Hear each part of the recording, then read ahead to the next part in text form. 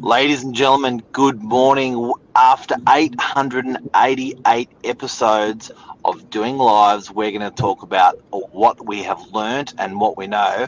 And we've brought on the expert storyteller, Jonathan Krieg. Stay tuned. Nice.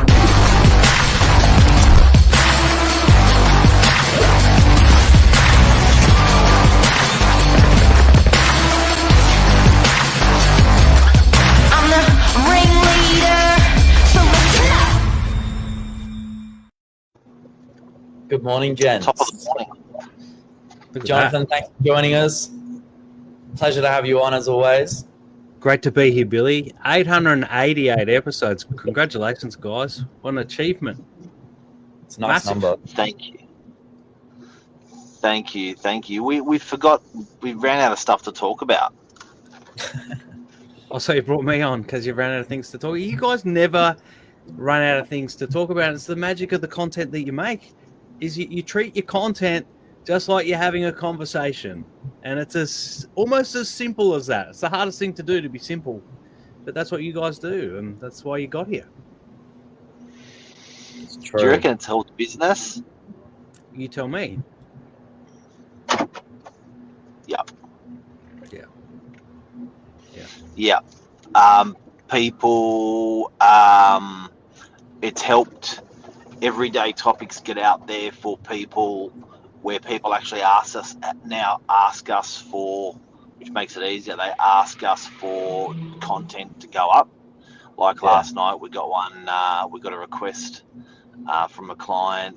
Always there's something coming through, but last night the request was trying to understand the stamp duty. Yeah. If we could get them to do one for us. So yeah, it's a lot of work. I didn't realise once you add it all up, but I guess we do a lot of work anyway in the course of our 40-hour, 100-hour, 80-hour weeks that we do. So it all adds up, eh? But I think that's, and we'll invite Billy in on this because I would love to get his opinion, is that a lot of people don't realise how much work it is, and that's why they don't do it. But what they also don't realise is that if you do the work, it works. And that's always the key to it, right? So they treat social media, and Mark, you and I have spoken about this so many times, they treat social media as a tick the box. I'm just going to randomly throw pieces of content inconsistently up on my Facebook page or my other platforms and hope that someone sees the house I'm talking about and buys it. And the content that you guys have made, the content that works, is well beyond just digital tours of homes. You've actually built a storytelling narrative around your business and the growth of your business. And I think this year, when you sold that property in Manly, it was almost like the crescendo of that 3 or 4 years work, because of the way that you covered that auction was almost like it was an auction on the block. And everyone can follow the journey.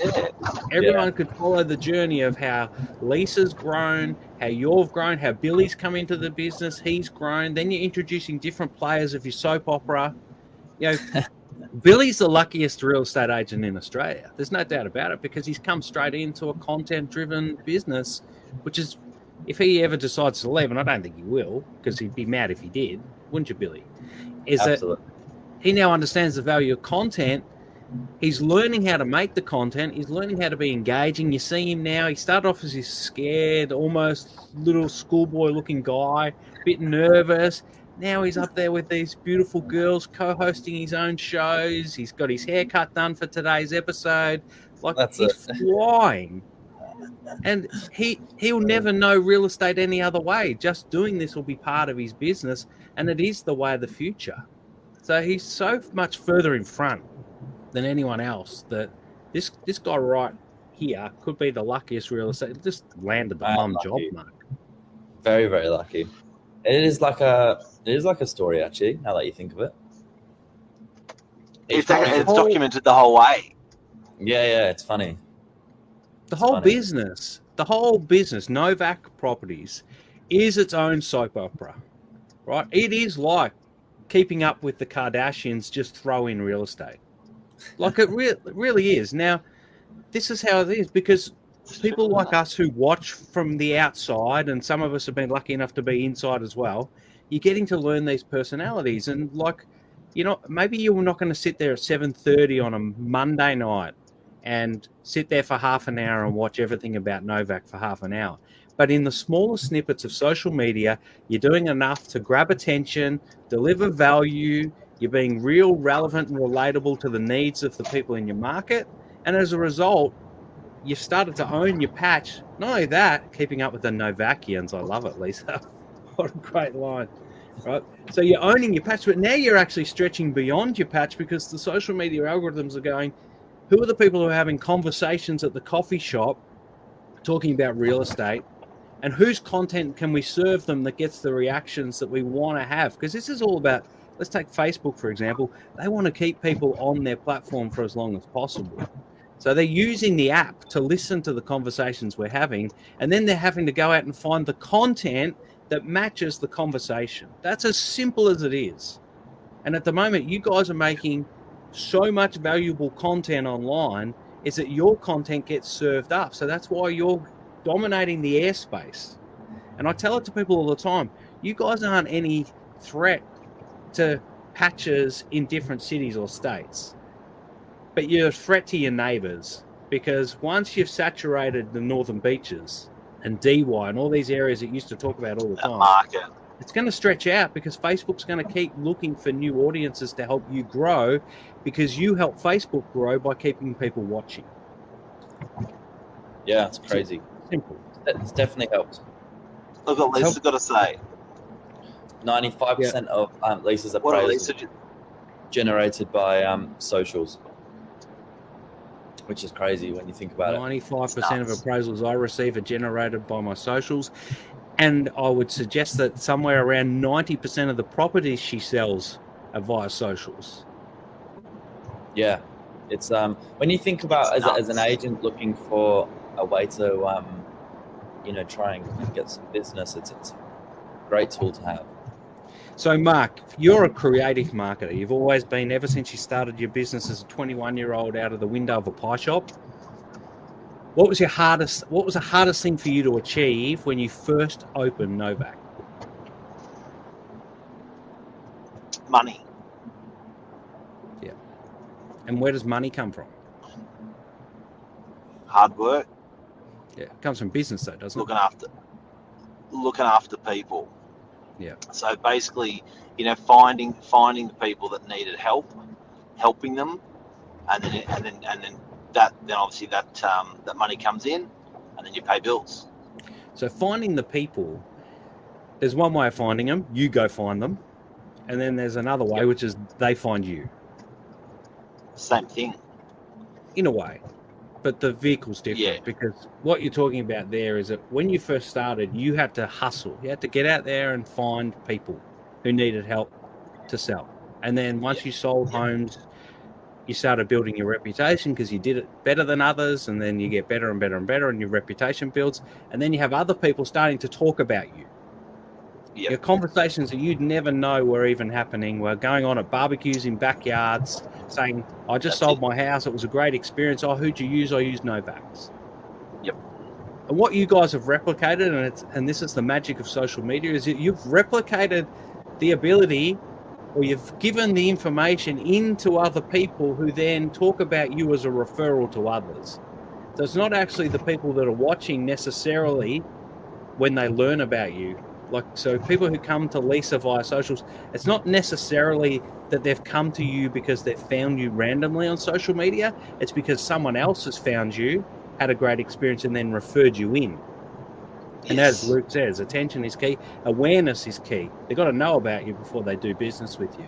And social media allows you to scale awareness. And that's what 888 episodes have done.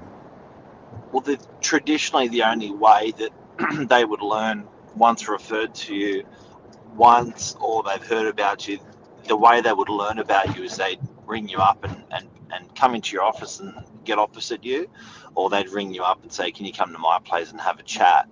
That then started changing a little bit with websites, but they they didn't change. They were not dynamic at all. They were just if you wanted to learn about the agent or the agency, it was very one dimensional.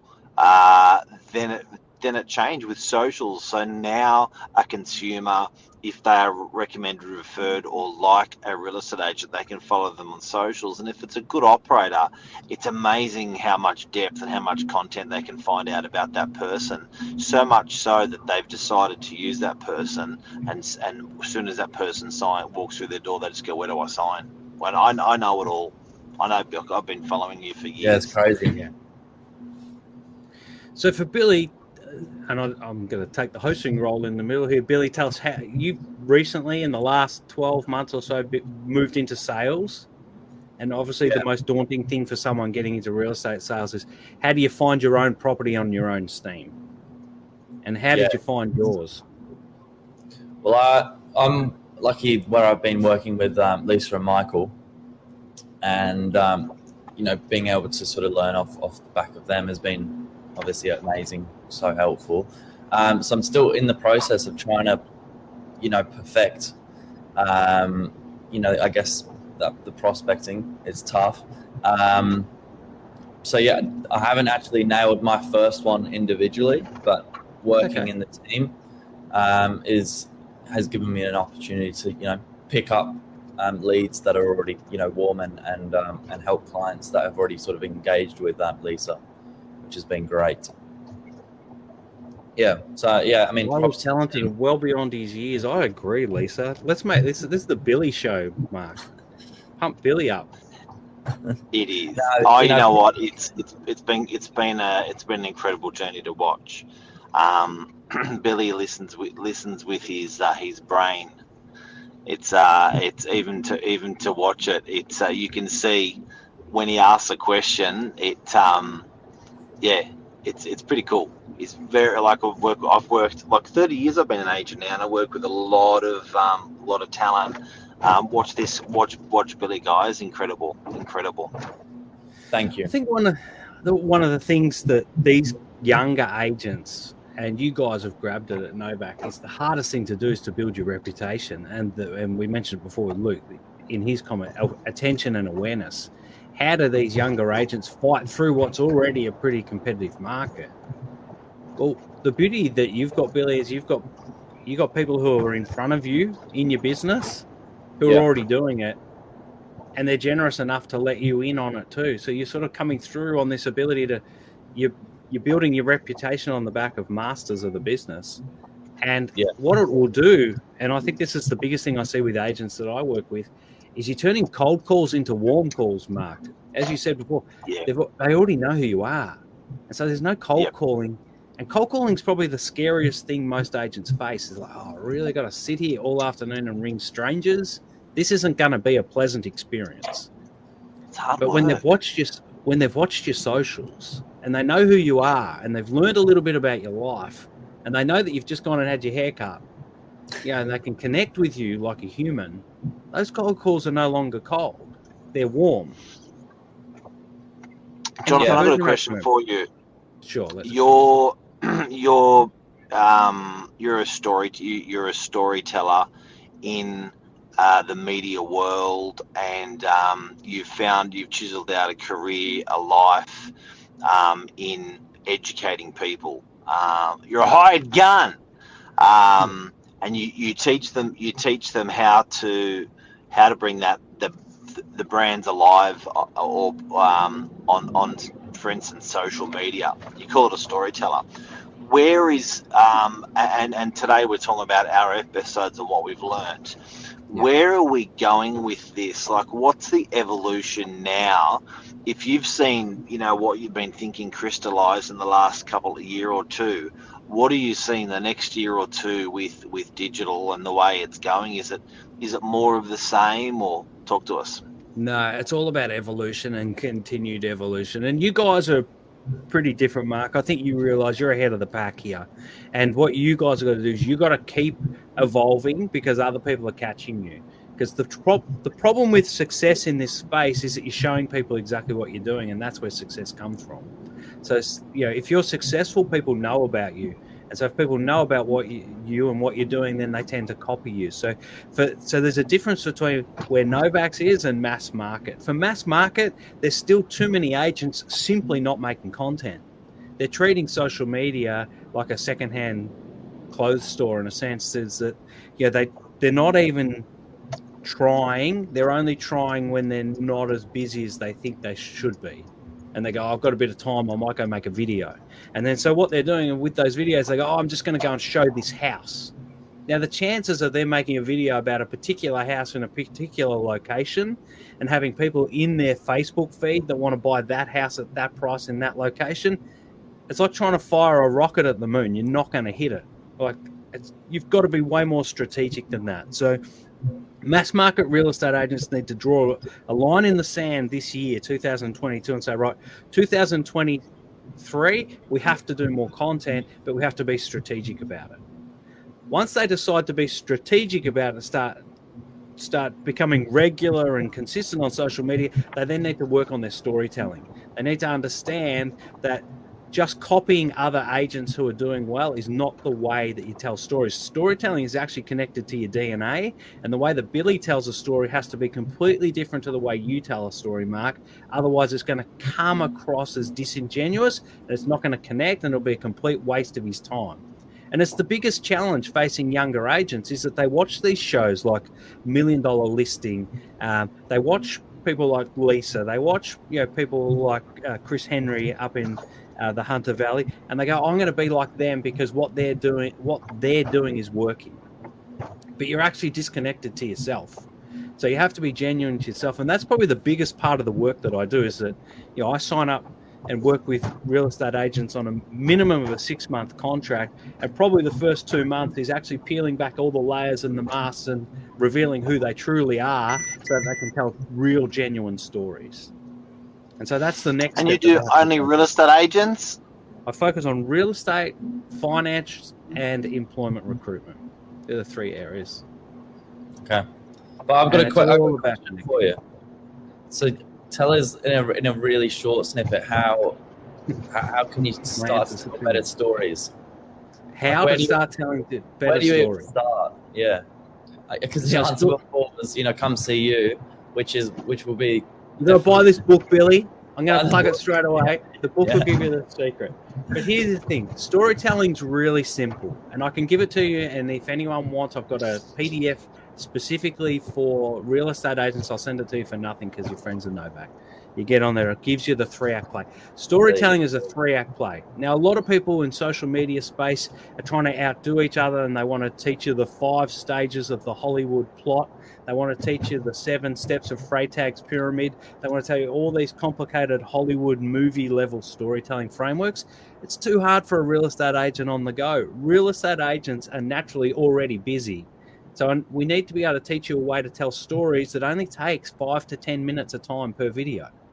And the simplest way to do that, Bill, is through the 3-act play.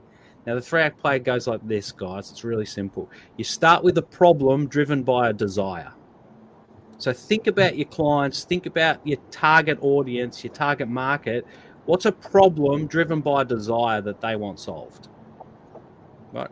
How does a first home buyer get into the current market in DY? What's the pathway for someone to buy their first family home? Right? 3 ways to buy your first family home. Right? And you give those strategies. The second act is the journey. You can't just solve the problem straight away. Once you've addressed the problem driven by desire, you've got to let your audience bake in it a little bit. Because if you give them the answer straight away, they're out. They'll take it and they'll run, and you haven't got enough viewing time. So we've got to play to the algorithms a little bit in the social media platforms.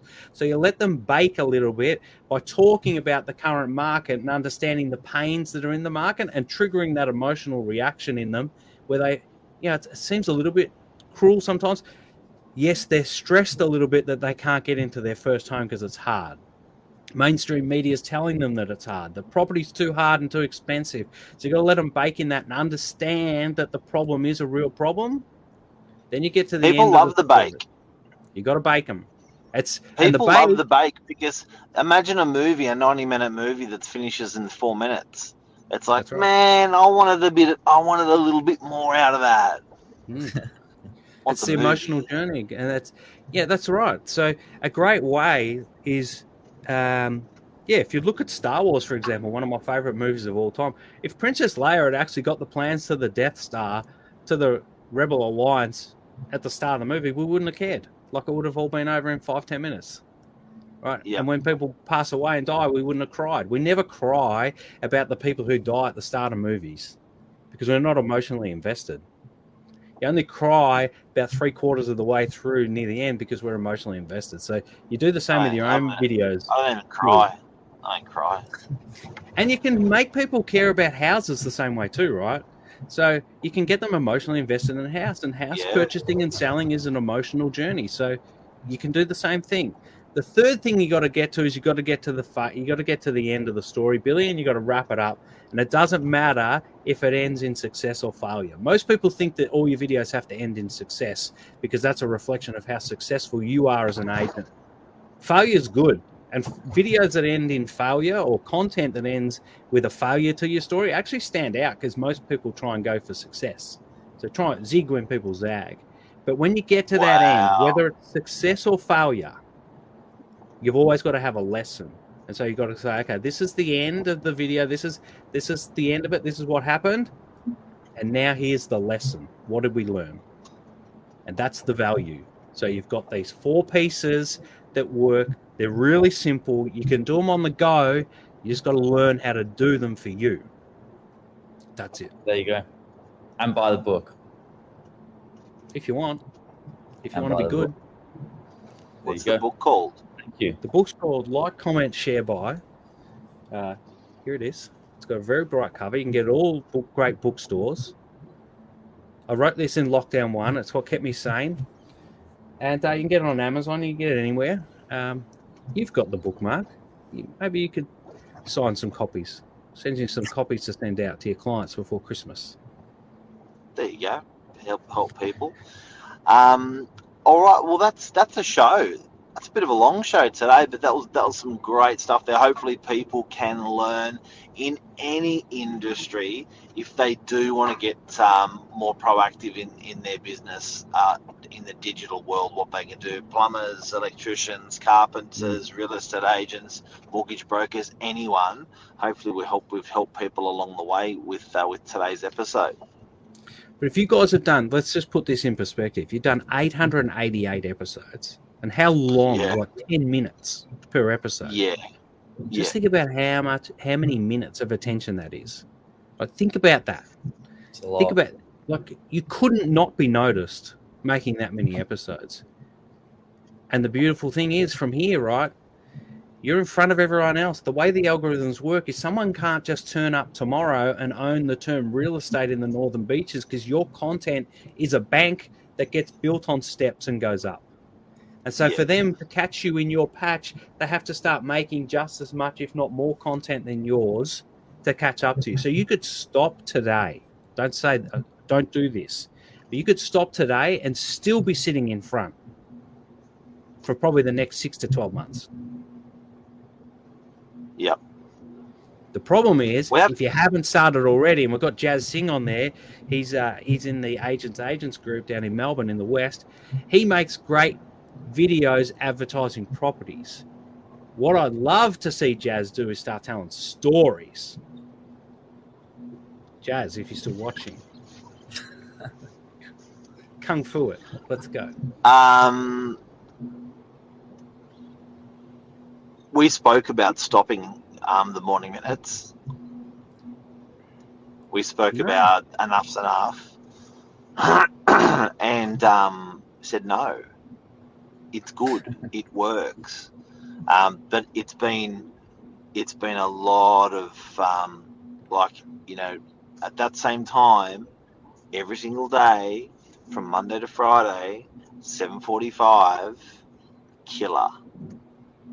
Got to have a strong back, but the team's been incredible. Billy, Lisa, it's fun. Michael Silic is new. Patterson's legends. But see, here's the thing, and I know this goes long, but I think we're giving value here. As you guys evolve, you're introducing new characters to the Novak TV show essentially. Right, so you're building Billy up as a character. So maybe, next year or in the next 6 months, Novak Morning Minutes becomes Billy's. I don't know what else you'd be doing, Mark, on your drive to work if you weren't doing this, but you start building characters within your soap opera that then take over these roles and you move on to something else. That's the evolution, is building up these guys underneath and girls to then take the reins of the next thing, and then you move on. And I know that the number one thing that people ask you is, how do you keep coming up with all the ideas? How do you keep coming up with knowing what to talk about? The beauty is you talk about what's current in the market at the moment. You treat this show like it's a conversation with someone at a coffee shop. And that means the ideas are endless, because whenever you meet your friends at coffee shops, you've never got nothing to talk about. Yeah, you've always got something. You don't ring up a friend and not talk. You've always got stuff to talk about. Always. So, and it's good quality. And you know what? I'll tell you how the show started. We have hundreds of conversations in the course of a day, and we just wanted to replicate those most common questions and answers that were asked on the show. So, particularly worked through COVID. So, huge. And see, with someone like Billy coming through, and Billy, this is your advantage, right? I know I had this conversation with a financial advisor many years ago. He was a young kid, just come out of university, wanted to start becoming a financial advisor. He was working for a successful financial advisor as a junior.